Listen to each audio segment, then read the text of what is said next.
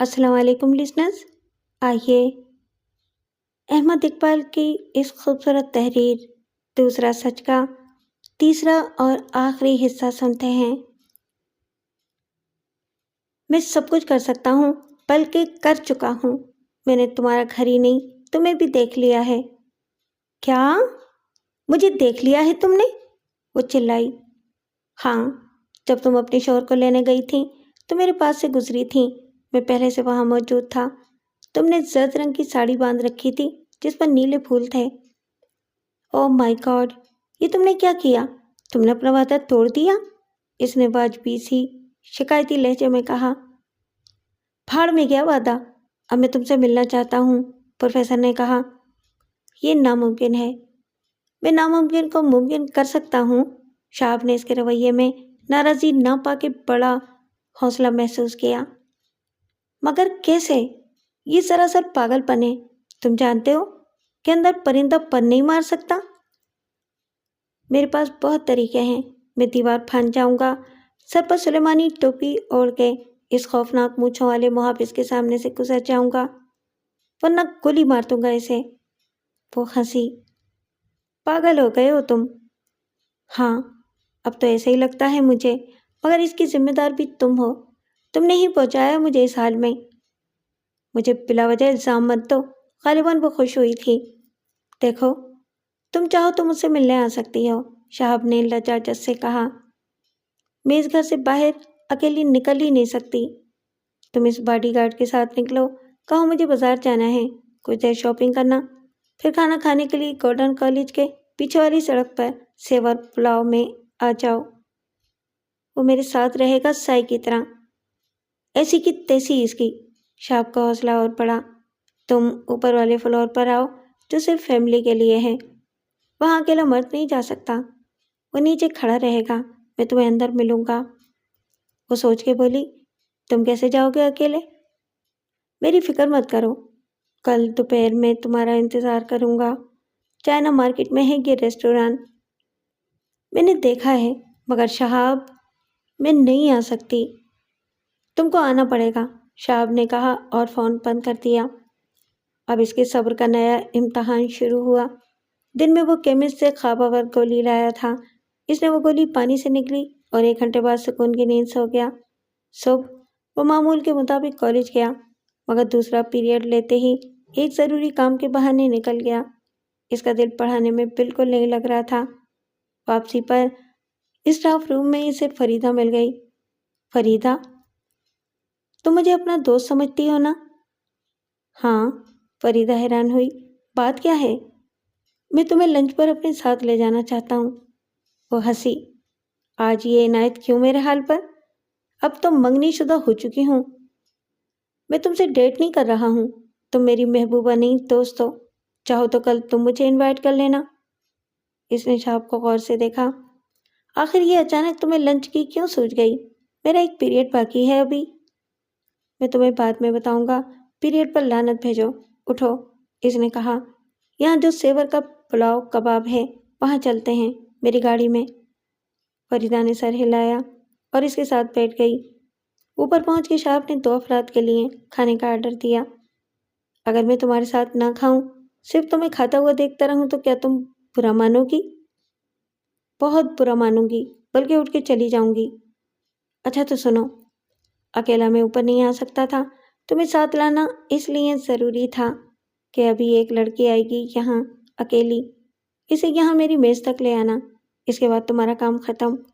Lunch میں اس کے ساتھ کروں گا۔ دیکھو، اس میں کوئی بات انسلٹنگ نہیں ہے، میں نے تمہیں استعمال کیا، لیکن دوست ہوتے کس لیے ہیں؟ میں کسی اور پر بھروسہ نہیں کر سکتا تھا، ابھی کسی کو کچھ معلوم نہیں، تم بھی مت بتانا۔ اب کھانا کھاؤ۔ فریدہ اسے پلک چھپکائے بغیر دیکھتی رہی۔ کون ہے وہ؟ ابھی آئے گی تو تم دیکھ لو گی، نہ آئی تو پھر کسی دن تمہیں لنچ پر لاؤں گا۔ ناؤ کم آن، پیا کھل کر۔ فریدہ کھانا کھانے لگی۔ بھائی سچی بات ہے، کھانا سامنے دیکھ کے تو مجھ سے برداشت نہیں ہوتا۔ تمہاری تو نیند بھوک سب مر گئی ہوگی مسٹر مجنوں۔ مجھے تو حیرت ہے کہ تمہیں بھی عشق ہو گیا کسی سے، کسی کو بھی یقین نہیں آ سکتا۔ ہاں، خود مجھے ابھی تک یقین نہیں آیا۔ شہاب نے آگے جھک کے کہا۔ مگر ایسا ہوتا ہے، شاید زندگی میں دوسری ٹھوکر کھانے جا رہا ہوں میں، دانستہ۔ وہ ٹھیک 2 بجے نمودار ہوئی۔ شہاب کی نظریں دروازے پر جمی ہوئی تھیں۔ اچانک شفاف شیشے کے پیچھے زرد رنگ چھلملایا، پھر دروازہ گھوما اور اس نے اندر آ کے ایک نظر ان سب لوگوں کی طرف دیکھا جو اپنی اپنی فیملی کے ساتھ وہاں موجود تھے۔ فضا میں پلاؤ کباب کی خوشبو تھی، پلیٹوں چمچوں کے ٹکرانے کی آواز اور باتوں کا شور۔ شہاب کا دل اچھل کے حلق میں آ گیا۔ فریدہ، وہ آ گئی، اسے جا کے یہاں لے آؤ اور پھر تم جاؤ۔ یہ کس قدر بدتمیزی کی بات ہے، اگر میں تمہاری دوست بھی ہوتی تب بھی برا مانتی۔ غنیمت ہے کہ میری منگنی ہو چکی ہے۔ وہ مسکرائی اور بیگ اٹھا کے کھڑی ہو گئی۔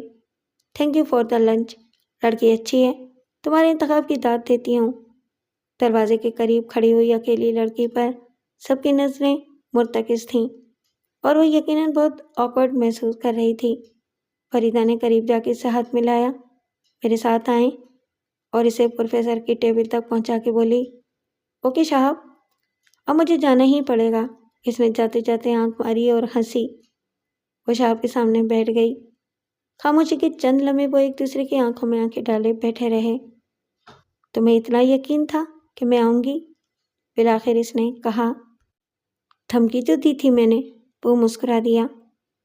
تم بالکل ویسے ہی ہو جیسا میں نے سوچا تھا۔ اس نے شولڈر بیگ ایک کرسی پر رکھ دیا۔ لیکن تم ویسی نہیں تھی جیسا میں نے تصور میں دیکھا تھا۔ اس کا رنگ پھیکا پڑ گیا۔ پھر کیسی تھی؟ اس سے کہیں زیادہ حسین۔ میری دیوانگی سے اور کیا ثابت ہوتا ہے؟ کالج میں لوگ مجھے انتہائی معقول اور سنجیدہ آدمی سمجھتے ہیں۔ یہ کون تھی؟ میری مددگار، ایک ساتھی۔ اگلے مہینے شادی ہے اس کی۔ کالج میں سب چاہتے ہیں کہ میں تارا کو بھول کے اب کسی سے شادی کر لوں۔ وہ حیران ہوئی۔ تارا کے بارے میں سب کو بتا دیا ہے تم نے؟ تو میرے بارے میں بھی بتا دو گے؟ کیا بتا دوں گا؟ ابھی تو میں خود بھی کچھ نہیں جانتا۔ جھوٹ مت بولو، سب معلوم کر لیا ہے تم نے۔ ابھی میں نام تک نہیں جانتا تمہارا، وہ بھی معلوم ہی کر ہی لوگے۔ نجمہ ہے میرا نام۔ وہ گہری سانس لے کر بولی، مجھے یقین نہیں آتا کہ صرف 1 ہفتہ پہلے میں نے تمہیں فون کر دیا تھا کسی جان پہچان کے بغیر، اور آج میں تمہارے سامنے بیٹھی ہوں۔ یقین تو مجھے بھی نہیں آتا، مگر یہ بات چھوڑو، بتاؤ کیا کھاؤ گی؟ کچھ نہیں، میں سخت اپسیٹ ہوں، شاید مجھے یہاں آنا نہیں چاہیے تھا۔ ٹیک اٹ ایزی، سب ٹھیک ہو جائے گا اب۔ پہلا قدم اٹھانا ہی مشکل ہوتا ہے، اس کے بعد منزل خود قریب آ جاتی ہے۔ اس نے نجمہ کے ہاتھ پر تھپکی دی۔ اس کا ہاتھ برف کی طرح سرد ہو رہا تھا۔ ایک بار ملنے سے کیا ہوگا؟ اگر اسے پتہ چل گیا تو وہ تمہیں اور مجھے دونوں کو مروا دے گا۔ تم سمجھتے کیوں نہیں ہو؟ اب تم دیکھتی جاؤ کہ عقل بڑی ہے کہ بھینس۔ میں تم کو کیسے نکالتا ہوں اس بدماش افضل خان کی کیس سے۔ آخر کیوں نکالنا چاہتے ہو تم مجھے وہاں سے؟ اس لیے کہ تم بھی نکلنا چاہتی ہو اس جہنم سے۔ کیا یہ غلط ہے؟ وہ خلا میں دیکھتی رہی۔ اس جہنم کے علاوہ ٹھکانہ کہاں ہے میرا؟ ایک اور جہنم؟ نہیں نجمہ، تم نے مجھ پر بھروسہ کیا ہے تو اب تم میری ذمہ داری بن گئی ہو۔ میں افضل خان نہیں ہوں، شہاب فاروقی ہوں۔ میں مانتی ہوں تم بہت اچھے، باضمیر اور حساس آدمی ہو، مگر تم کیا کر سکتے ہو؟ بہت دیر سے ملے ہو مجھے۔ بات یہ ہے نجمہ کہ جن کو ملنا ہو وہ ہر حال میں مل جاتے ہیں، نہ ملنا ہو تو تارا کی طرح مل کے بچھڑ جاتے ہیں۔ میں اسے کوئی اتفاق نہیں سمجھتا کہ اس رات تم نے 6 فون کیے، 7واں اور آخری فون میرا مل گیا۔ شاید یہ سب انتظام دستے غیب تھا۔ ماننے والے سے بچانے والے کا ہاتھ زبردست ہوتا ہے۔ مجھے تو اس نے صرف وسیلہ بنا دیا ہے، بس یہ نیکی میرے حصے میں لکھی تھی۔ اس نے ایک گہری سانس لی اور میز پر رکھے ہوئے گلاس سے پانی پیا۔ زیادہ وقت نہیں ہے میرے پاس۔ شہاب نے جیب سے ایک نیا موبائل فون نکالا۔ اسے اپنے بیگ میں رکھ لو، یہ آج ہی لیا ہے میں نے تمہارے لیے۔ اس میں 1000 کا نیا کارڈ پڑا ہوا ہے، ابھی مہینہ 2 مہینہ اطمینان سے استعمال کرو، اس میں اپنا نمبر بھی ڈال دیا ہے میں نے، آن کرو اور بس ایک بٹن دباؤ تو میرے فون کی گھنٹی بجنے لگے گی، دن رات کہیں سے بھی بات ہو سکتی ہے ہماری۔ افضل خان گھر میں ہو تب بھی واش روم میں جا کے تم مجھ سے رابطہ کر سکتی ہو، بس اسے سنبھال کے اور چھپا کے رکھنا۔ نجمہ نے ادھر ادھر دیکھا اور ایک ننھا سا چمکیلا موبائل فون اپنے بیگ میں ڈال لیا۔ شہاب، یہ تم نے کیا کھیل شروع کر دیا ہے میرے ساتھ؟ تم جانتے ہو کہ میں ایک شادی شدہ عورت ہوں؟ صاف کہوں، پہلے مجھے ہمدردی تھی تمہارے حالات سے، یہی کہا تھا نا میں نے تم سے۔ اب مجھے دلچسپی ہے تمہارے ساتھ اپنی زندگی کے مستقبل میں۔ فون پر تم نے جتنی باتیں کی تھیں اس سے مجھے تم کو سمجھنے میں مدد ملی تھی، اور میں نے سوچا تھا کہ تمہاری شخصیت میں اس عورت کی جھلک یقیناً ہے جس کے ساتھ میری زندگی سکھی ہو سکتی تھی۔ پھر اب میں نے تمہیں دیکھا تو سب کچھ بدل گیا۔ مجھے یقین آ گیا کہ خدا نے تمہیں میرے لیے ہی بنایا تھا، اور وہ بات سچ ہے کہ جوڑے آسمانوں پر بنتے ہیں۔ شاید اسی لیے ابھی تک شادی بھی نہیں کی تھی میں نے، کہ میں تم سے نہیں ملا تھا۔ اب میں نے تہیہ کر لیا ہے۔ اس کی آنکھوں میں خوشی، تحیر اور فارفتگی کے آنسو جھلملانے لگے۔ اب کچھ نہیں ہو سکتا شہاب، افضل خان مجھے کبھی نہیں چھوڑے گا، وہ بھی کسی اور کے لیے۔ اس سے پہلے وہ جان سے مار ڈالے گا مجھے۔ کچھ نہیں ہوگا تمہیں، وہ انسان ہے، خدا نہیں، نعوذ باللہ۔ میں ضرور کوئی راستہ ڈھونڈوں گا جس سے سانپ بھی مر جائے گا، لاٹھی بھی نہیں ٹوٹے گی۔ کوئی جلدی نہیں ہے مجھے، جہاں تم نے 2 سال گزارے ہیں آنے والے اچھے دنوں کی جنت کے لیے، کچھ دن اور گزار لو اس جہنم میں، اور بھروسہ رکھو مجھ پر، میں ضرور نکال لاؤں گا تمہیں۔ اس نے نجمہ کے ہاتھ پر اپنے ہاتھ کو مضبوطی سے رکھ دیا۔ وہ ایک پردہ پڑے کیبن میں تھے، چنانچہ اس کی یہ حرکت کوئی بھی نہیں دیکھ سکتا تھا۔ نجمہ نے اپنا ہاتھ کھینچنے کی بات سی کوشش کی۔ میں اب جاؤں گی شہاب۔ شہاب نے اس کے ہاتھ کی لرزش کو محسوس کیا، یوں جیسے اس نے اپنا ہاتھ کسی جیتے جاگتے کبوتر پر رکھ دیا ہو۔ ابھی تو صرف 10 منٹ ہوئے ہیں جب سے آئی ہو، تمہاری ان خوبصورت آنکھوں میں آنسوؤں کے موتی ہی دیکھے ہیں میں نے۔ جانے سے پہلے اپنی مسکراہٹ کے اجالے کی ایک کرن تو دے جاؤ پلیز۔ شہاب، شہاب خدا کے لیے مت کرو ایسی باتیں۔ اس نے آنسوؤں میں مسکرانے کی کوشش کی۔ شہاب نے اپنا ہاتھ کھینچ لیا۔ اچھا چلو کھانا کھاؤ۔ اس نے نفی میں سر ہلایا۔ مجھے بھوک نہیں ہے۔ یار مجھے تو ہے، یہ دیکھو میرا کھانا ایسے ہی رکھا ہوا ہے۔ چلو ایسا کرتے ہیں، اسی میں سے کھا لیتے ہیں دونوں۔ اس نے چمچہ اٹھایا۔ تم بھی کھاؤ نا۔ شہاب نے فریدہ کا چھوڑا ہوا چمچ اٹھا لیا۔ پھر کب ملو گی؟ بہت مشکل ہے شہاب، بلکہ ناممکن۔ میں روز روز گھر سے نہیں نکل سکتی، میں پھر کبھی نہیں آؤں گی۔ شہاب ہنسا۔ تم آؤ گی؟ وہ آدھا گھنٹہ بیٹھی رہی۔ آہستہ آہستہ اس کا موڈ ٹھیک ہو گیا، وہ زیادہ پر اعتماد ہو گئی۔ جاتے وقت وہ اکیلی گئی۔ شہاب چند منٹ اکیلا بیٹھا رہا۔ اس نے ویٹر سے بل طلب کیا اور 5 منٹ بعد نیچے اترا تو نجمہ کی کار غائب تھی۔ اس رات شہاب نے اپنے ایک سب سے زیادہ بے تکلف اور مخلص دوست سے بات کی۔ وہ رات کو اس کے گھر پہنچا تو وہ اکیلا تھا۔ صفدر شاہ، ٹی وی کے سامنے بیٹھا ہے تو؟ بیوی کہاں ہے تیری اے لالہ صحرائی؟ شہاب نے کہا۔ تجھے تو پتا ہے یار، اس وقت کلینک میں ہوتی ہے وہ، اپنی ہر شام ایسے ہی گزرتی ہے، صفدر نے کہا۔ مجھے ایک کام ہے تجھ سے، بلکہ تیری بیوی سے، کیونکہ وہ ڈاکٹر ہے۔ پھر میرے پاس کیوں آیا ہے؟ صفدر، تجھے بھی بتانا ضروری تھا، مجھے عشق ہو گیا ہے۔ اچھا؟ اس نے یوں کہا جیسے شہاب نے زکام کی بات کی ہو۔ اس کی دوا تو کوئی نہیں ہوگی میری بیوی کے پاس۔ صفدر، وہ ایک شادی شدہ عورت ہے۔ صفدر نے اسے غور سے دیکھا۔ وہ میری بیوی تو نہیں ہے نا؟ میں شادی کرنا چاہتا ہوں اس سے، شہاب نے کہا۔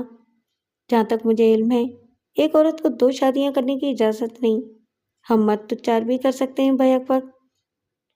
پہلے مرحلے میں وہ اپنے شوہر سے طلاق لے گی، پھر ہم شادی کر لیں گے، لیکن اس کار خیر کو زیادہ عرصہ ٹالا نہیں جا سکتا۔ یہ کوئی 5 سالہ منصوبہ نہیں۔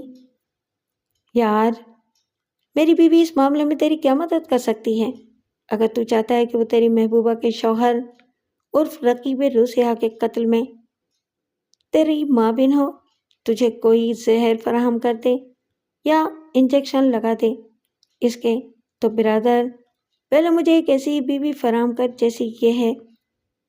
بکواس مت کر، ابھی ہمیں چھپ چھپ کر ملنے اور اپنے پلان کو فائنل کرنے کے لیے کوئی جگہ چاہیے اور کوئی بہانہ۔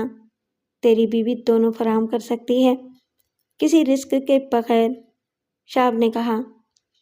ذرا وضاحت فرمائیے۔ تیری بیوی ایک میٹرنیٹی ہوم چلاتی ہے، وہ آئے گی اس کے پاس چیک اپ کے لیے اپنے ڈرائیور کے ساتھ۔ ڈرائیور تو اندر نہیں جا سکتا، مگر میں جا سکتا ہوں، میٹرنیٹی ہوم کے کسی بھی کمرے میں۔ ہم بیٹھ کے باتیں کر سکتے ہیں، صرف باتیں۔ سب طرح سے دیکھتا رہا۔ تو داخل ہو جا میٹرنیٹی ہوم میں، زنانے کپڑے پہن کے لیٹ جا کسی بستر پر۔ بات سن آگے، تیری بیوی اسے ایکس رے، الٹرا ساؤنڈ وغیرہ کے بہانے 2 گھنٹے بھی روک سکتی ہے، ہر ہفتے یا ہر روز بھی بلا سکتی ہے، اور یہ رپورٹ بھی دے سکتی ہے کہ وہ امید سے ہے۔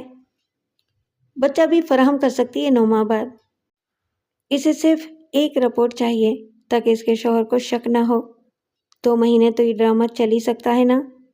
اس کے بعد اگر رپورٹ غلط بھی ثابت ہو جاتی ہے تو کوئی بات نہیں، 2 مہینے تو ملیں گے ہی ہمیں، اور 2 مہینے میں اگر تو نے رپورٹ کو صحیح ثابت کر دیا پھر؟ شہاب نے شرمندگی اور خفگی سے کہا۔ یار، میں نے کہا نا کہ میں اسے شادی کرنا چاہتا ہوں، یہ طے ہے۔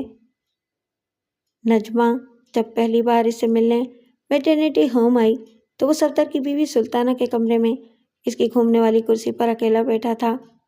دروازے سے اندر آتی وہ مسکرائی۔ چالاک آدمی! شہاب دم بخود رہ گیا۔ آج اس کے حسن دلگداز کی نئی سجدت تھی۔ آج وہ پوری شان محبوبی کے ساتھ اس سے ملنے آئی تھی۔ اس کی اپنی قوت تسخیر پر اعتماد اس کے انداز سے عیاں تھا۔ وہ 2 گھنٹے تک باتیں کرتے رہے۔ سلطانہ ایک بار آئی اور میز کی درہ سے کوئی چیز نکال کے چلی گئی۔ 3 دن بعد دوسری ملاقات پر وہ سلطانہ سے ایک پازیٹیو رپورٹ لے گئی۔ اس کے بعد وہ ہر 3 دن بعد آتی رہی۔ شام کے وقت شہاب فارغ ہوتا تھا۔ نجمہ نے بتایا کہ اس کے شوہر کا رویہ اب بدل گیا ہے، وہ اس جھوٹی رپورٹ سے خوش ہے۔ اس نے خود نجمہ سے کہا ہے کہ وہ چیک اپ کے لیے باقاعدگی سے جائے۔ اس کا ڈرائیور باہر گاڑی میں بیٹھا رہتا، اندر شہاب اور نجمہ بے خوفی سے باتیں کرتے رہتے، لیکن رفتہ رفتہ ان کی دیوانگی بڑھتی جا رہی تھی۔ جس عشق کی آگ نے شہاب کو جلایا تھا وہ اب زیادہ تیزی سے نجمہ کو خاکستر کر رہی تھی۔ اس کا اصرار بڑھتا جا رہا تھا۔ شہاب، کچھ کرو، تم بتاؤ تم کیا کر سکتی ہو؟ میں تمہارے ساتھ جانے کے لیے تیار ہوں، جہاں بھی تم کہو۔ شہاب نے نفی میں سر ہلایا۔ بھاگ کے ہم کہاں جا سکتے ہیں؟ میں ایک پروفیسر ہوں، کالج کا پرنسپل ہونے والا ہوں۔ ہم کراچی جا سکتے ہیں، دبئی یا لندن، پیسے کی فکر مت کرو۔ نادانی کی باتیں مت کرو تم کسی کی بیوی ہو، جب تک وہ تمہیں طلاق نہ دے یا مر نہ جائے اور تمہاری عدت کا زمانہ گزر نہ جائے۔ میں تم سے شادی تو نہیں کر سکتا۔ ہم ساری عمر اپنے احساس جرم و گناہ کے ساتھ کیسے گزار سکتے ہیں؟ طلاق تو وہ کبھی نہیں دے گا مجھے، اور اسے ماننا بھی ناممکن ہے۔ ناممکن کچھ نہیں ہوتا نجمہ، شہاب نے کہا۔ میں بتاؤں گا تمہیں کہ ہم کیا کر سکتے ہیں۔ 1 مہینے بعد وہ دوپہر کے وقت کلاس لے رہا تھا کہ اس کا موبائل فون بجنے لگا۔ اس نے لیکچر روک کے طلباء سے معذرت کی اور برآمدے میں نکل آیا۔ ہاں کہو، کیا بات ہے؟ نجمہ نے کہا۔ آج کچھ کر سکتے ہو تو موقع ہے۔ ٹھیک ہے، آدھے گھنٹے بعد پھر فون کر سکتی ہو مجھے، میری یہ کلاس ختم ہو جائے، اس نے کہا اور فون بند کر کے کلاس میں لوٹ آیا۔ آدھے گھنٹے کے بعد نجمہ کا فون آیا۔ میں سلطانہ کے میٹرنیٹی ہوم پہنچ رہی ہوں ابھی۔ اوکے، میں بھی پہنچتا ہوں۔ نجمہ اب اتنی بے خوف ہو گئی تھی کہ اس سے پہلے ہی سلطانہ کے آفس میں پہنچ کے چائے منگوا چکی تھی۔ اس میں اور اس کی فطرت میں یہ انقلاب محبت کی عطا تھی۔ وہ اب شاب کے لیے اس کی پسند کے مطابق کپڑے پہنتی تھی، بڑے سلیقے سے میک اپ کرتی تھی، اور پہلے جتنا روتی تھی اب اتنا ہی ہنستی تھی۔ وہ اب اپنے عشق پر نہ نادم تھی اور نہ خوف زدہ۔ شاب نے اسے بے حد ایکسائٹڈ دیکھا۔ آج تم مجسم شعلہ جوالا بنی ہوئی ہو، یا آتشی گلابی ساڑی اور تمہارا شعلہ حسن۔ شوبی، ایک موقع ہے، اگر ہم فائدہ اٹھا سکیں۔ تم نے بات کی تھی۔ وہ رازدارانہ انداز میں شاب پر جھکی تو اس کے وجود کی مہک شاب کو بے خود کرنے لگی۔ شوبی، میری خاطر مجھے حاصل کرنے کے لیے تم کیا کر سکتے ہو؟ سب کچھ۔ اس نے نجمہ کو اپنی طرف کھینچا۔ وہ خود کو چھڑا کے سیدھی ہو گئی۔ افضل خان کو قتل کر سکتے ہو؟ شاب کے ذہن میں ایک جھٹکا سا لگا۔ ہاں، مگر کیسے؟ میں بتاتی ہوں، اس نے کہا۔ وہ کل گیا تھا مگر آج رات اسے اچانک واپس آنا پڑ رہا ہے، معلوم نہیں کس وجہ سے۔ اس کا فون آیا تھا۔ وہ ہمیشہ مجھے فلائٹ نمبر وغیرہ بتا دیتا ہے۔ اس نے ایک اور بات بتا دی، اس سے ہم فائدہ اٹھا سکتے ہیں۔ شہاب نے اسے غور سے دیکھا۔ وہ کیا بات ہے؟ اسے 8 بجے کی فلائٹ پر ریزرویشن نہیں ملی، چانس پر بھی سیٹ نہیں تھی، اور اس کا آج رات پہنچنا ضروری تھا۔ کسی نے اسے اپنا ٹکٹ دے دیا، یہ کہتے ہوئے کہ وہ نائٹ کوچ سے چلا جائے گا۔ پھر میں نے کہانیاں بہت پڑھی ہیں، فلمیں بھی بہت دیکھی ہیں۔ میرے دماغ میں فوراً ایک خیال آیا، اگر ہم کسی طرح اسے ایئرپورٹ سے اغوا کر لیں اور غائب کر دیں۔ وہ شہاب پر جھک کر بولی۔ شہاب بہت چکا رہ گیا۔ اسے اغوا کرنا اور غائب کرنا کیا اتنا ہی آسان ہے؟ میں نے بہت سوچا۔ وہ کمرے میں ٹہلنے لگی۔ یہ ہو سکتا ہے، عین ممکن ہے کہ وہ کراچی سے جہاز میں بیٹھے اور اسلام آباد نہ پہنچے۔ میں بتاتی ہوں کیسے۔ اس کا پلان بالکل مکمل تھا۔ اس نے افضل خان کی کار کے بارے میں کسی کو کچھ نہیں بتایا۔ دوپہر کے وقت جب اس کی ملازمہ نے کھانا پکایا تو نجمہ نے صرف ایک کام کیا۔ ملازمہ کی نظر بچا کے اس نے کچن میں نمک کی شیشی کو فنش DDT پاؤڈر سے بھر دیا۔ اس میں اتنا ہی پاؤڈر ڈال دیا جتنا نمک تھا۔ دوپہر کے کھانے کے لیے اس نے ملازمہ سے دال چاول پکوائے تھے۔ جب ملازمہ نے اسے کھانے کے لیے پوچھا تو اس نے کہا کہ میں ذرا ٹھہر کے کھاؤں گی، تم کھا لو۔ پھر وہ سو گئی۔ ملازمہ نے خود کھانے سے پہلے چوکیدار کو کھانا دیا۔ نجمہ کے سو کر اٹھنے سے پہلے ان دونوں کی حالت غیر ہو چکی تھی۔ شام کو وہ دونوں اسپتال میں لیٹے ہوئے تھے۔ ڈاکٹروں نے ان کا معدہ واش کر دیا تھا اور ملازمہ کو بچانے کے لیے نجمہ نے ڈاکٹر سے بات کر لی تھی۔ معلوم نہیں کیسے اس نے نمک کی جگہ DDT پاؤڈر ڈال دیا تھا دال میں۔ کچن کی شیشی تو وہی تھی اور اس میں نمک بھی تھا۔ ظاہر ہے ملازمہ اپنی غلطی کو تسلیم کرنے پر مجبور ہو گئی تھی۔ سمجھ میں نہ آنے کے باوجود بیگم صاحبہ پر اس کا شک کیسے جا سکتا تھا؟ وہ تو کچن میں آتی ہی نہیں اور دن میں سوئے پڑی تھی۔ چوکیدار یہ کام کیوں کرے گا؟ اس نے تو خود وہی کھانا کھایا تھا۔ بیگم صاحبہ نے اس کی زندگی بچا لی اور اسے پولیس کیس سے بچا لیا۔ بڑی مہربانی ہے ان کی۔ نجمہ شام کو خود گاڑی لے کر افضل خان کو ریسیو کرنے گئی۔ اس گاڑی کی پچھلی سیٹ پر شہاب دبکا پڑا تھا۔ رات کے اندھیرے میں کسی کی نظر اسے آسانی سے دیکھ نہیں سکتی تھی۔ اس کے اوپر ایک سیاہ رنگ کا کمبل تھا۔ افضل خان کا رویہ فی الحال بیوی کے ساتھ ذرا بدلا ہوا تھا۔ وہ اس کے بچے کی ماں جو بننے والی تھی۔ چوکیدار یعنی کہ ڈرائیور اور ملازمہ کی بیماری کا سن کے وہ پریشان ہوا۔ چلو وہ بچ گئے نا، اور فکر کی کوئی بات نہیں، میں سب سنبھال لوں گا۔ پھر پوچھوں گا اس سے کہ یہ سب ہوا کیسے۔ وہ نجمہ کے ساتھ چلتا ہوا آیا اور دروازہ کھول کے ڈرائیور کے ساتھ والی سیٹ پر بیٹھ گیا۔ نجمہ نے کہا تھا کہ گاڑی وہ چلائے گی۔ شہاب نے آہٹ کیے بغیر اس کے سر کے پچھلے حصے پر 1 انچ موٹا فولادی سریا پوری قوت سے مارا۔ اس نے ایک کرہ بلند کی اور آگے جھک گیا۔ نجمہ نے سر ہلایا اور واپس چلی گئی۔ شہاب نے ڈرائیور کی جگہ بیٹھ کے گاڑی سٹارٹ کی اور ایئرپورٹ کی حدود سے باہر آ گیا۔ اس کا رخ اب مری روڈ کی طرف تھا۔ ایک سنسان جگہ پر گاڑی روک کے اس نے افضل خان کے گلے میں وہ رسی ڈالی جو وہ اسی مقصد کے لیے ساتھ لایا تھا۔ چند منٹ میں افضل خان کا سانس رک گیا، دل کی دھڑکن رک گئی۔ اب نجمہ بیوہ ہو چکی تھی، آزاد تھی۔ باراکھو کی طرف ایک قبرستان میں گورکن نے لاش کو گاڑی سے کھینچ کے نکالا۔ افضل خان کے لیے قبر تیار تھی۔ اس نے لاش کے کپڑے اتار کے شہاب کے حوالے کیے اور 10,000 روپے وصول کر لیے۔ یہ خیال رکھنا کہ کبھی لاش کا پتہ چلا تو پکڑے تم جاؤ گے، شہاب نے کہا اور گاڑی موڑ لی۔ آپ فکر مت کریں صاحب، گورکن نے کہا اور گاڑی کو پورا موڑ کاٹ کے واپس اسلام آباد کی طرف جاتے ہوئے دیکھتا رہا۔ سفید رنگ کی اس کار کے نمبر پر احتیاطاً کاغذ چپکا دیا گیا تھا اور لائٹس آف کر دی گئی تھیں۔ ایئرپورٹ پر نجمہ نے سب کو مشکل میں ڈال دیا تھا۔ مجھے اپنے شوہر نے فون پر بتایا تھا کہ وہ اس فلائٹ سے آ رہے ہیں، لیکن میڈم، افضل خان نام کا کوئی شخص جہاز پر نہیں تھا۔ فلائٹ انفارمیشن والوں نے پیسنجر لسٹ اس کے سامنے رکھ دی۔ وہ شیلٹن میں ٹھہرے تھے اور وہاں سے ہوٹل کی ٹرانسپورٹ میں ایئرپورٹ گئے تھے۔ میں معلوم کر چکی ہوں، نجمہ نے کہا۔ اس کے بعد ضابطے کی کارروائی مکمل ہوئی۔ پولیس نے نجمہ کی رپورٹ لکھی۔ اگلے 1 مہینے تک اس نے شہاب سے ملاقات تک نہیں کی۔ شہاب کالج میں اردو ادب پڑھاتا رہا۔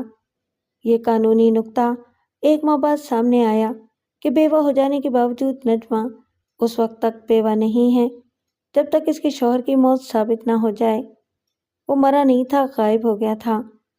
نجمہ آزاد و خود مختار ضرور ہو گئی تھی۔ اس نے اپنے چوکیدار ڈرائیور کو برطرف کر دیا، پرانی ملازمہ کی چھٹی کر دی۔ دنیا کو دکھانے کے لیے وہ کوٹھی کے اوپر والے حصے تک محدود ہو گئی۔ نیچے والے حصے کو اس نے کرائے پر اٹھا دیا۔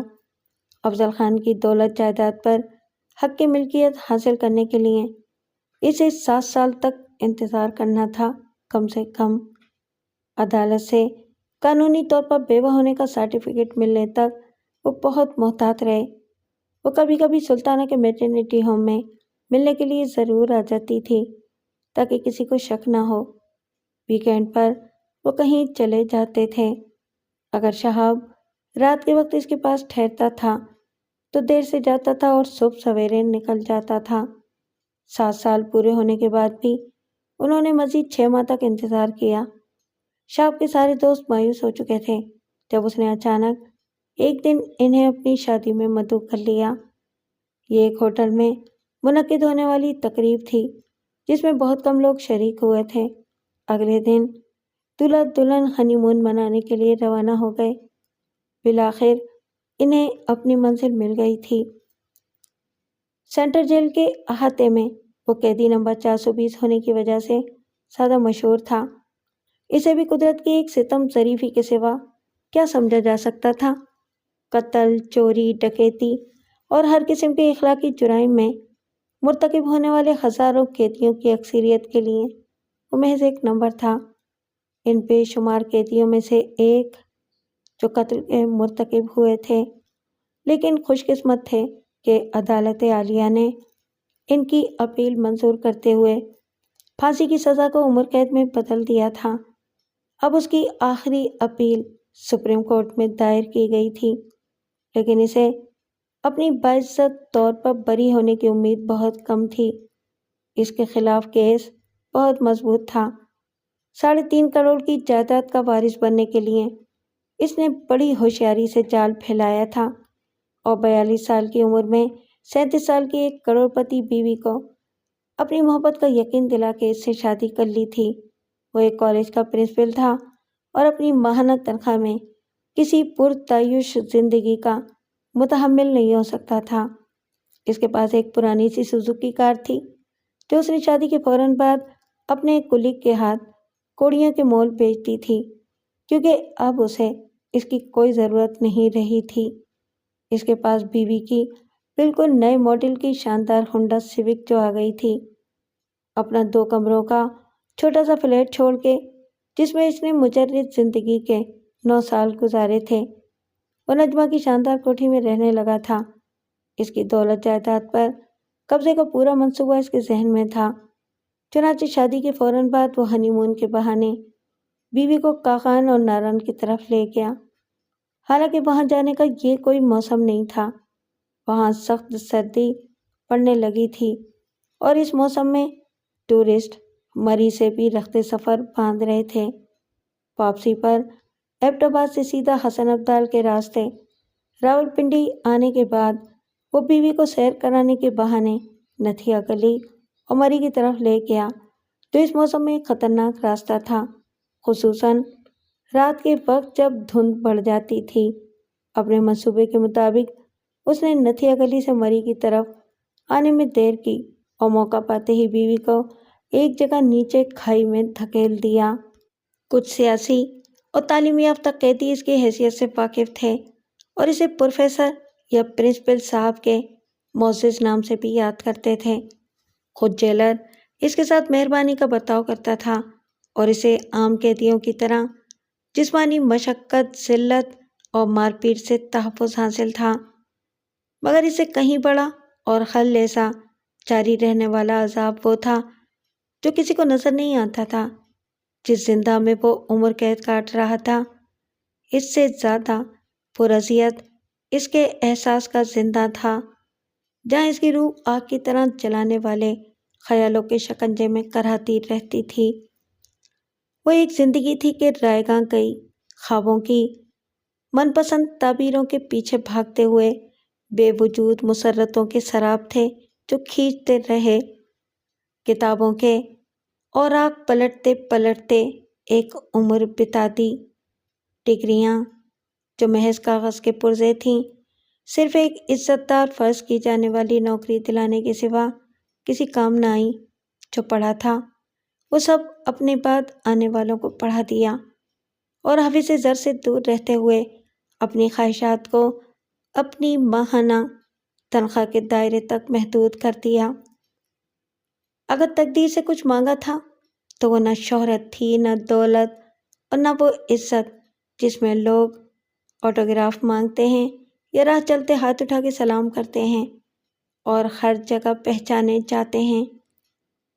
اس نے تو صرف محبت مانگی تھی جو سب کو ملتی ہے بلا معاوضہ اور اس کی خواہش یا بساط کے مطابق۔ لیکن اس کے بدلے کیا ملا تھا اسے؟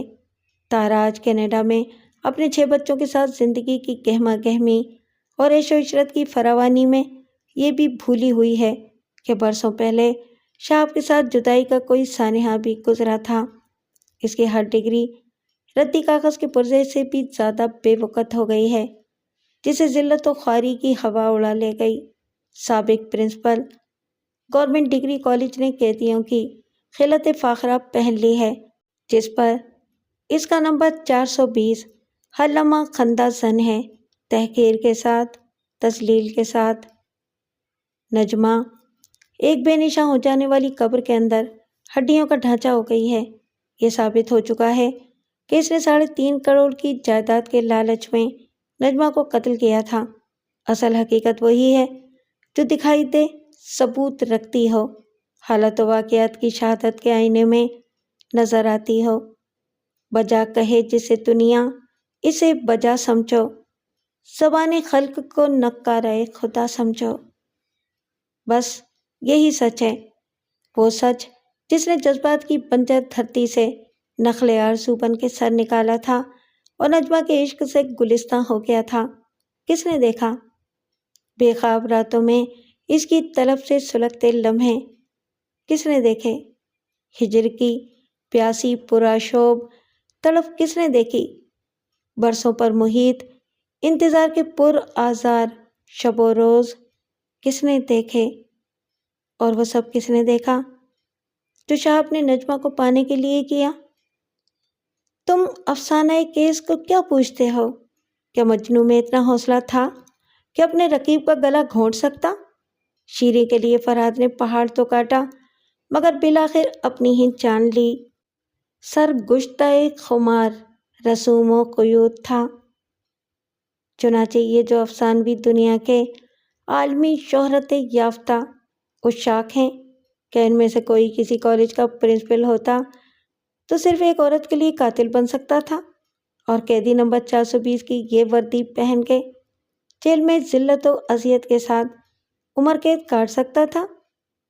اور ایسے میں 12 کھو کی ایک لاپتہ ہو جانے والی قبر کی گہرائی سے افضل خان کا ڈھانچہ کہا مار کے نکل آتا تھا، کہو پرنسپل صاحب کیسی رہی؟ تمہارے دامن پر میرے خون کا داغ کسی نے نہیں دیکھا، انصاف کی عدالت میں کسی نے تمہاری طرف انگشت الزام تک نہیں اٹھائی، پھر تمہیں یہاں کس نے پہنچا دیا؟ جو کوئے یار سے نکلے تو سوئے دار چلے، میرے لہو نے کوئی سزا نہیں دی، تمہارے عشق نے میرا امتحان لیا اور میرا انتقام لیا۔ 8 سال بعد تم بہرحال وہیں ہو جہاں تمہیں بہت پہلے ہونا چاہیے تھا۔ یہ بھی دیکھو پرنسپل صاحب کہ زندگی نے کس کی عزت کی پردہ داری کی۔ میرا تو نہ کہیں جنازہ اٹھا نہ کہیں مزار بنا۔ میری اپنی بیوی مجھے کیا کہتی تھی؟ وحشی جانور، شیطان، جیلر۔ اس کا آئیڈیل تم تھے، عزت دار، شائستہ، بازوق، ہینڈسم۔ میں نے تو دولت کمائی اور عورت کو بس پاؤں کی جوتی سمجھا، جب چاہا پھینک دیا، بدل لیا۔ عشق محبت کا رخ کبھی نہیں پالا، بس رات گئی بات گئی۔ ہر شہر کے ہر ہوٹل میں ایک لیلا ملی، لیکن ہم کسی کے مجنوں نہ بنے۔ لیکن میں نے رسوائی کا یہ عذاب نہیں جھیلا جو تمہارا مقدر بنا، جو تم مرتے دم تک جھیلو گے۔ تم دوہری سزا کاٹو گے، ایک اندر کی ایک باہر کی۔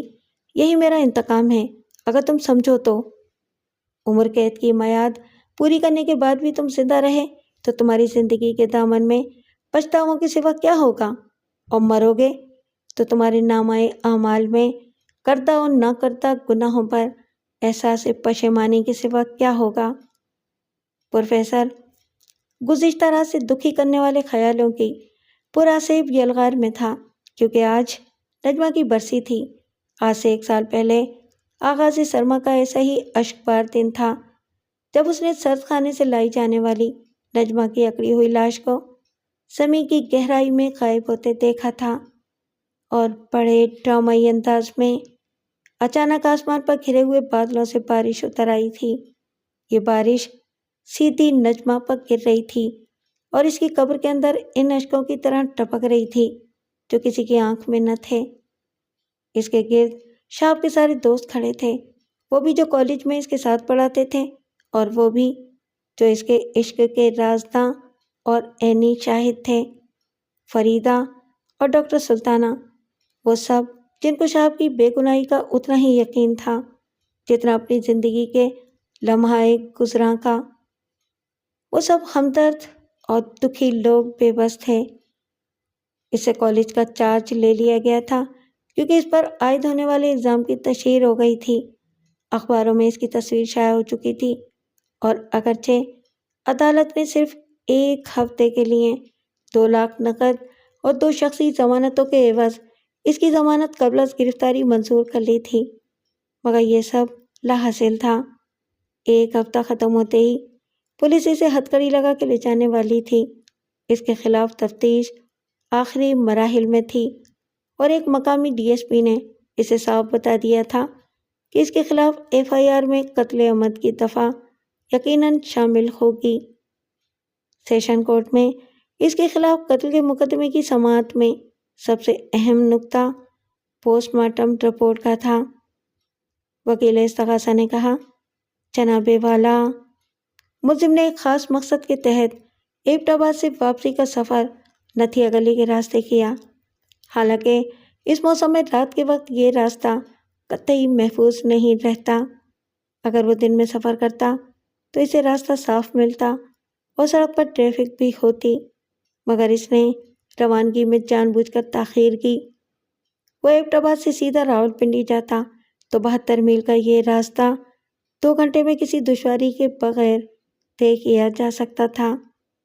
سورج غروب ہونے سے بہت پہلے وہ راولپنڈی پہنچ سکتا تھا، اور پھر اس موسم میں مری کے راستے آنے کی کیا ضرورت تھی جبکہ سیاح مری سے روانہ ہو چکے ہیں۔ 15 سپٹمبر کے بعد سیزن ویسے بھی ختم ہو جاتا ہے اور اکتوبر کے پہلے ہفتے میں سب ہوٹل خالی ہو جاتے ہیں، اور یہ اکتوبر کا دوسرا ہفتہ تھا۔ ملزم کا کہنا ہے کہ ایک کے بعد دوسرا ٹائر فلیٹ ہونے کی وجہ سے وہ رکنے پر مجبور ہو گیا تھا۔ یہ بات قطعی ناقابل یقین ہے۔ اس راستے پر ایک بالکل نئی گاڑی کے بالکل نئے ٹائر کا پنچر ہو جانا اگر ناممکن نہیں تو عام بات بھی نہیں، لیکن ایک کے بعد دوسرا ٹائر بھی پنچر ہو جائے، یہ کوئی تسلیم نہیں کر سکتا۔ میں خود سیزن میں اور موسم سرما میں برفباری کے دنوں میں بارہا مری آیا گیا ہوں۔ ممکن ہے خود آپ کو اس کا تجربہ ہو۔ یہاں عدالت میں موجود لوگوں میں سے کوئی ایسا ہے جو ملزم کے موقف کی تائید کر سکے؟ اس کے علاوہ ملزم نے کسی فیملی کی مدد کی ایک جھوٹی کہانی سنائی ہے جس نے انہیں اپنا اسپیئر ویل دے دیا تھا اور ان کا فلیٹ ٹائر لے گئے تھے۔ کیا یہ اتفاق عجیب نہیں لگتا کہ جو واحد کار اس راستے سے گزری وہ بھی ہونڈا سیوک تھی؟ ملزم کو اس کار کا نمبر معلوم نہیں، کار کے مالک کا نام معلوم نہیں، یہ معلوم نہیں کہ مری میں وہ کہاں ٹھہرے ہوئے تھے۔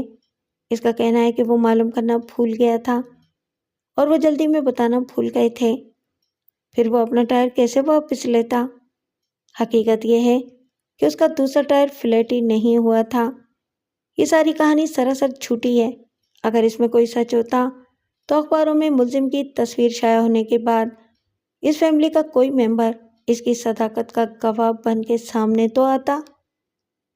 بقول ملزم کے معمر شخص باصول و باکردار تھا، پھر وہ چپ کیوں بیٹھا ہے اور ایک بے گناہ کو بچانے کے لیے سامنے کیوں نہیں آتا؟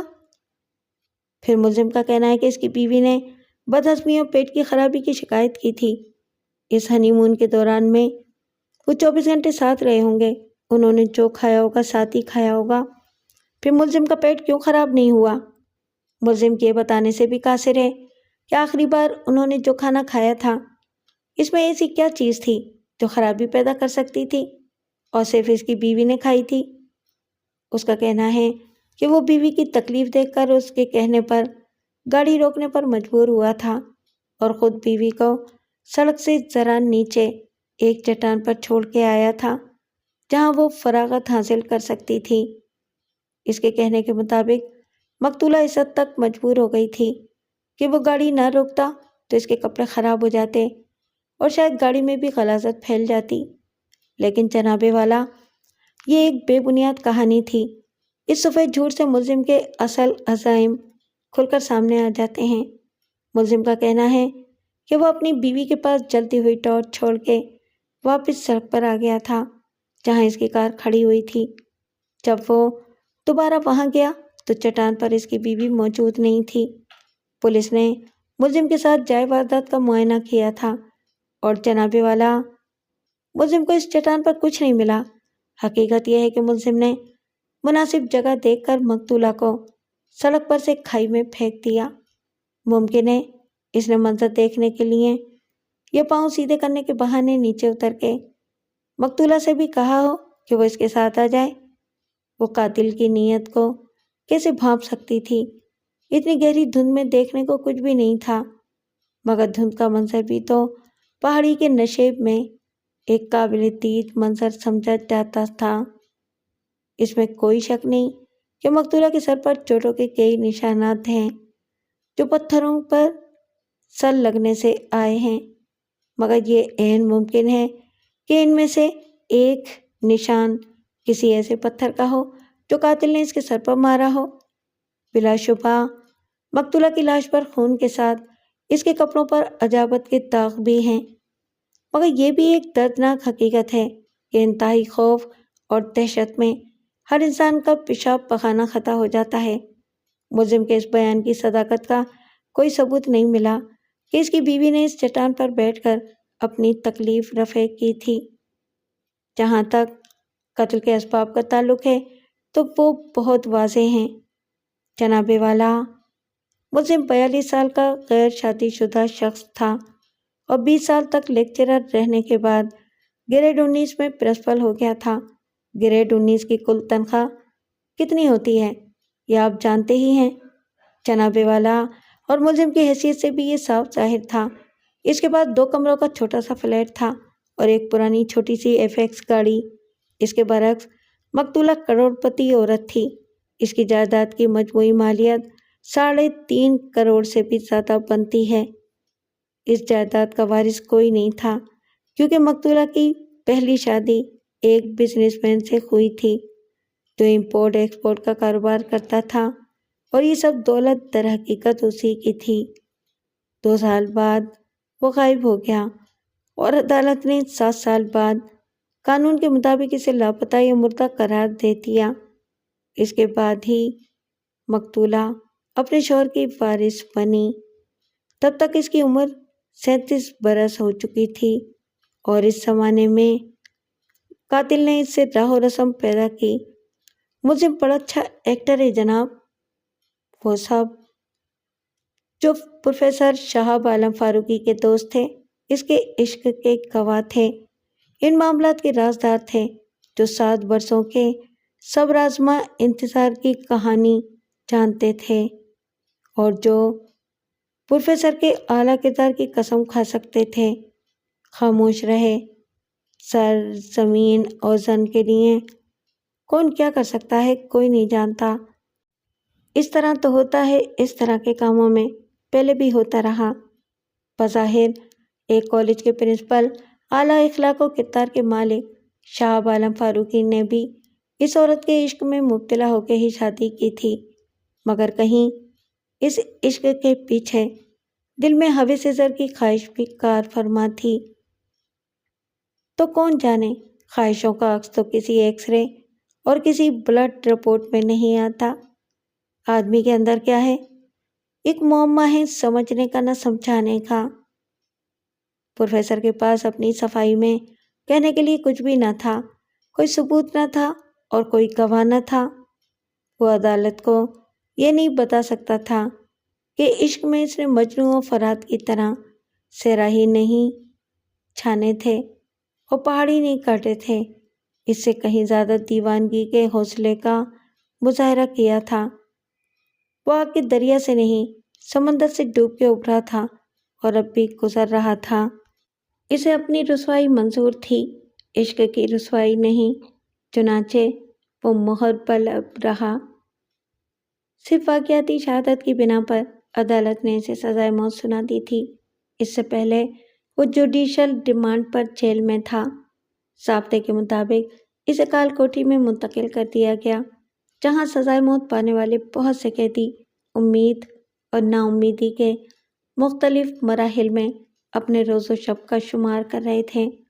کچھ کی اپیلیں ہائی کورٹ میں تھیں تو کچھ کی سپریم کورٹ سے بھی مسترد کی جا چکی تھیں، اور اب ہر گزرتے دن کے ساتھ وہ اپنی رحم کی اپیل کے مسترد یا منظور ہونے کے انتظار میں تھے، جس کے ساتھ ہی بلیک وارنٹ کی صورت میں نامہ اجل وصول ہو سکتا تھا۔ کال کوٹھی میں بھی اسے قواعد اور ضوابط سے بڑھ کر رعایت ملی۔ اس کے کالج کے زمانے کے دوستوں میں سے صرف 2 ہی تھے جو باقاعدگی کے ساتھ اسے ملنے آتے رہے، صفدر شاہ اور اس کی ڈاکٹر بی بی سلطانہ۔ شاہ کے کردار اور نجمہ کے لیے اس کی محبت کو اچھی طرح سمجھنے کے باوجود بہت سے معاملات میں وہ لب کشائی نہیں کر سکتے تھے۔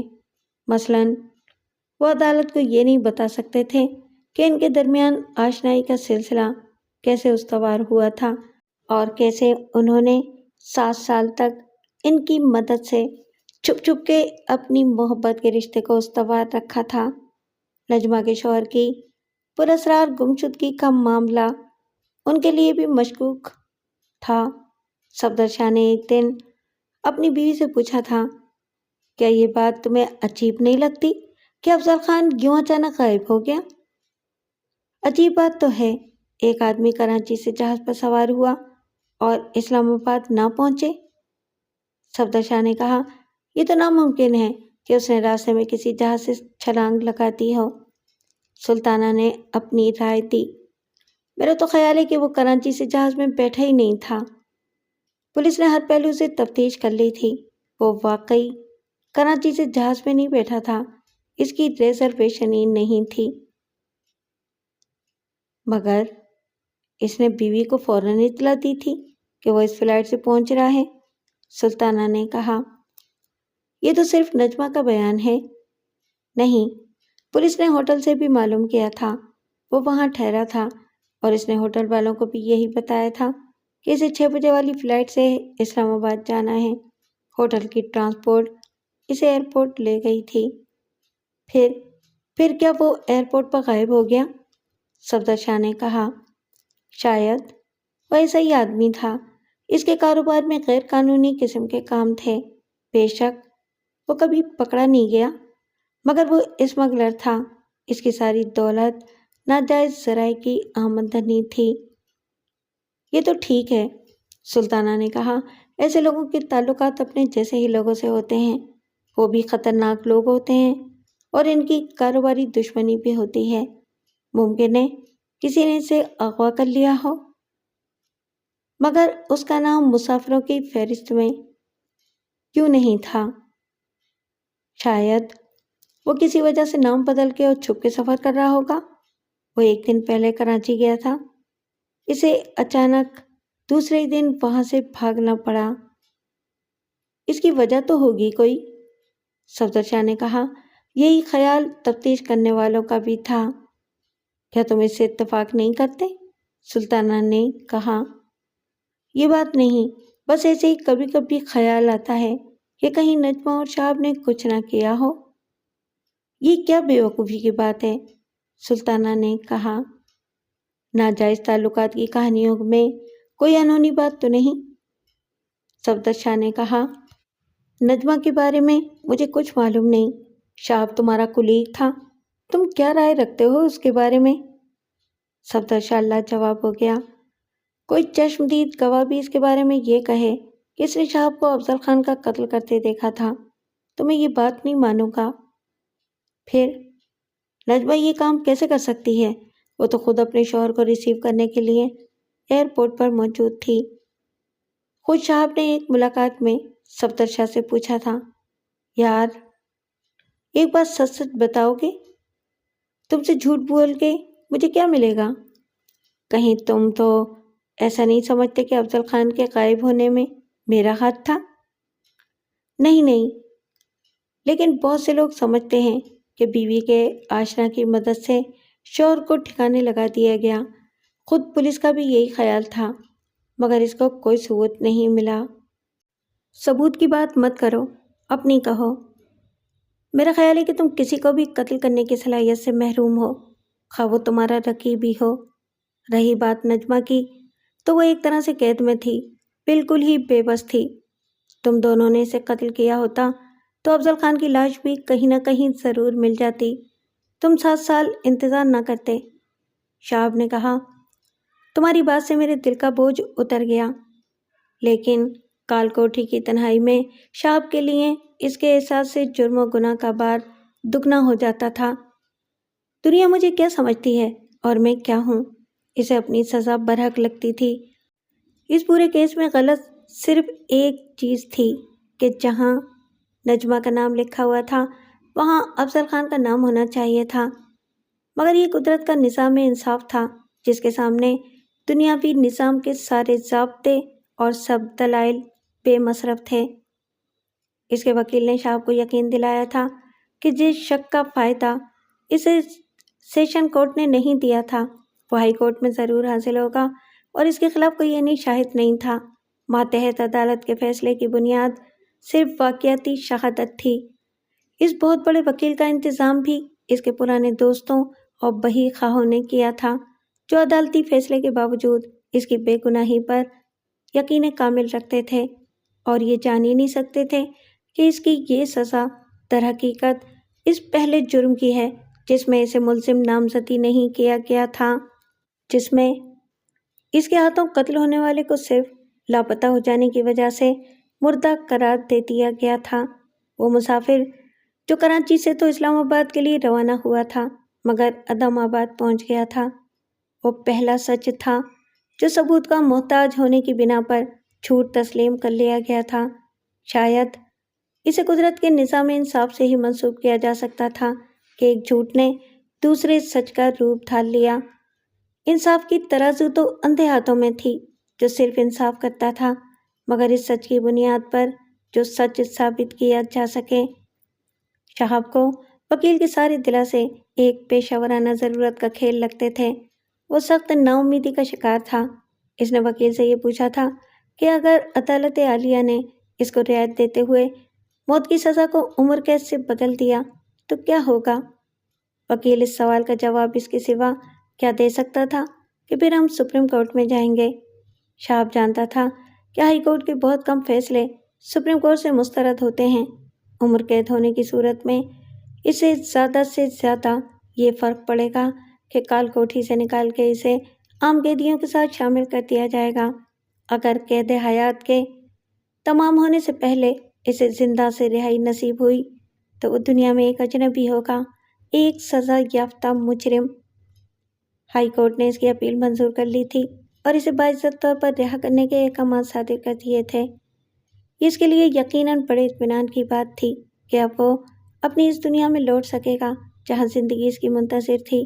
وہ زندگی جو نجمہ کے ملنے سے پہلے اگر خزاں دیدہ چمن کی طرح بے رنگ اور بے رونق تھی تو اب باد سموم کے مارے ہوئے صحرائے بے آب و گیا کی طرح بدصورت اور پر عذاب ہو چکی تھی۔ اسے واپس جا کے رسوائیوں کے سارے داغ دھونے، رشتوں کے سب بکھر جانے والے موتیوں کو پھر تعلقات کی لڑی میں پرونا تھا اور عزتوں کے کھنڈر ہو جانے والے ماضی پر اپنے مستقبل کی عمارت کو پھر سے استوار کرنا تھا۔ یقین دلانے والوں نے کہا تھا کہ وہ اپنا کھویا ہوا مقام پھر حاصل کر لے گا، شاید وہ پھر کالج کا پرنسپل بھی بن جائے گا، اس شہر میں نہ صحیح کسی اور کالج میں صحیح، لیکن کیا یہ سب اس کے درد کا درما ہوگا؟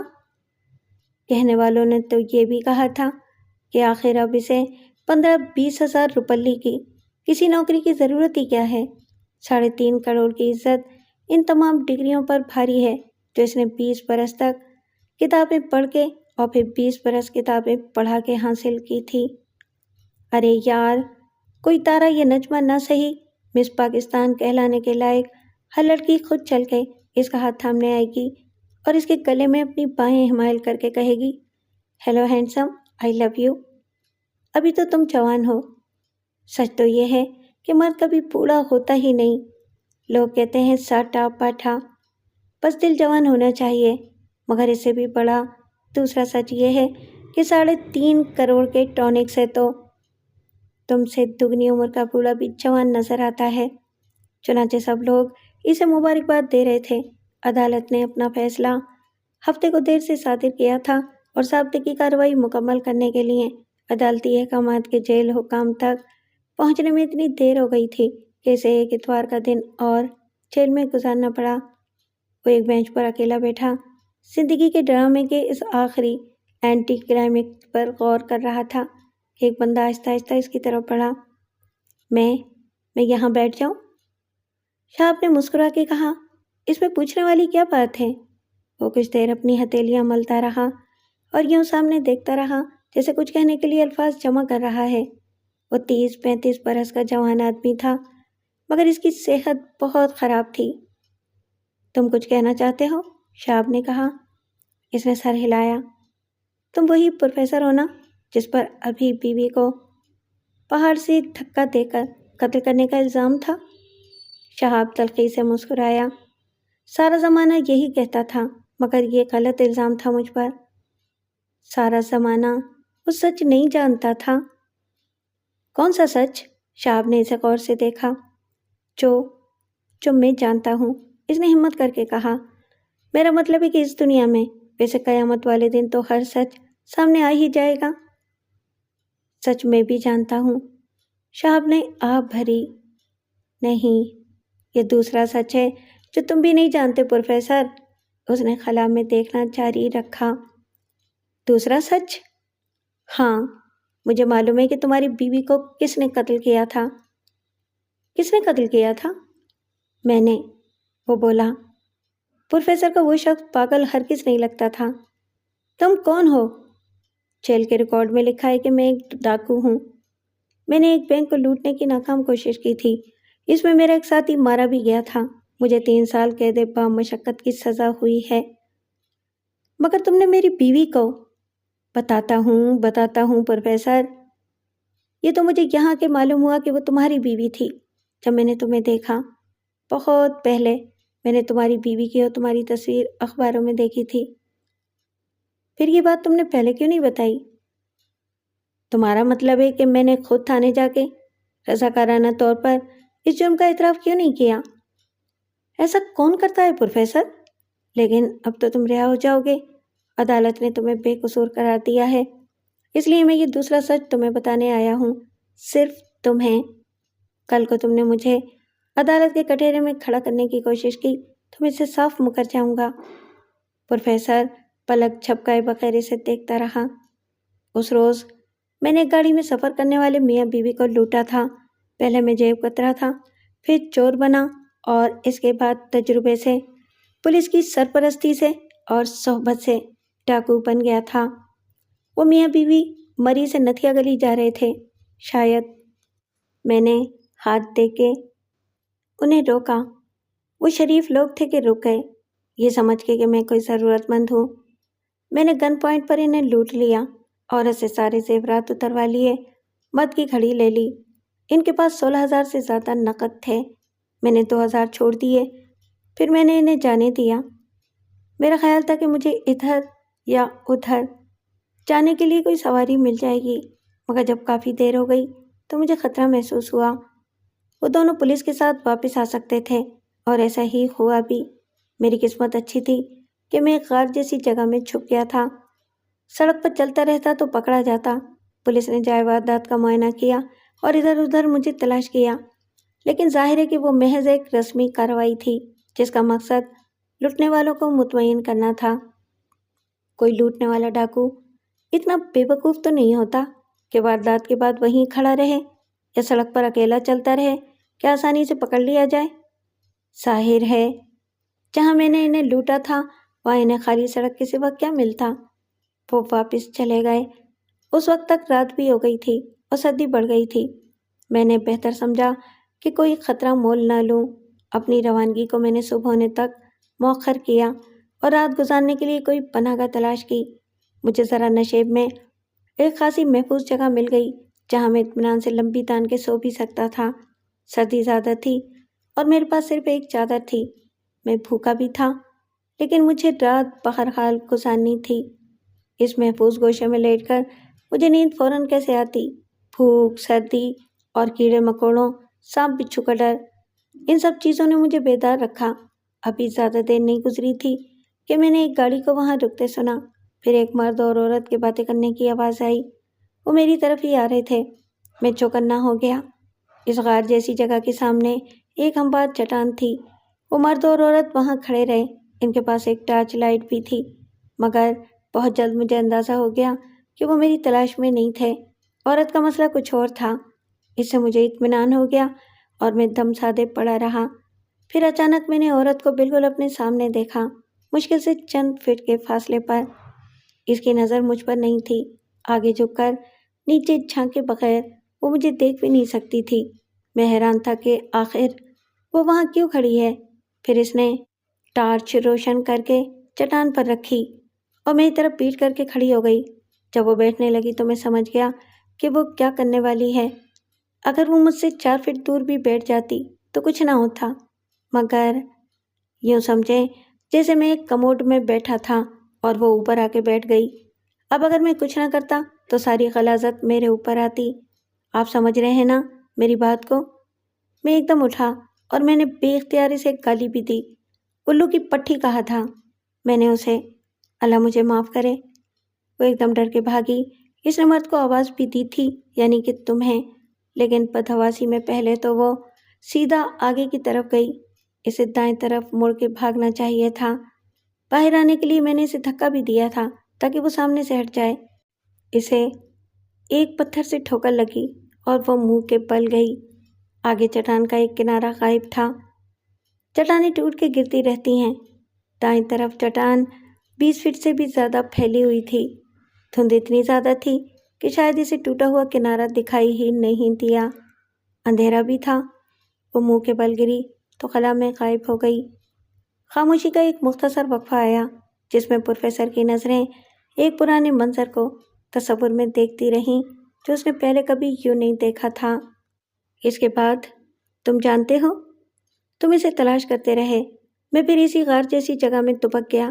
بہت دیر بعد جب تم شاید مدد لینے یا پولیس کو اطلاع دینے گئے تو میں وہاں سے نکل بھاگا۔ اس حادثے میں یا قتل میں نہ میرے ارادے کو دخل تھا اور نہ میری غلطی کو، بس وہ سب اچانک ہو گیا۔ بے شک میں نے اسے دھکیلا تھا، مگر نیچے گرانے کے لیے نہیں، اسے ہٹانے کے لیے اور خود کو بچانے کے لیے۔ مگر میں یہ بات بتاتا تو کون مانتا؟ قاتل مجھے ہی بنا دیا جاتا۔ تم تو ایک کالج کے پرنسپل تھے۔ وہ شخص آہستہ سے اٹھا اور پیچھے مڑ کر دیکھے بغیر چلا گیا۔ پروفیسر شہاب وہاں بیٹھا رہا۔ یہ دوسرا سچ اگر تختہ دار پر بھی اس کے سامنے آتا تو وہ کچھ نہیں کر سکتا تھا۔ وہ وہیں بیٹھا رات کو دیکھتا رہا جس کی صبح اس کی رہائی کا پیغام لے کر آنے والی تھی۔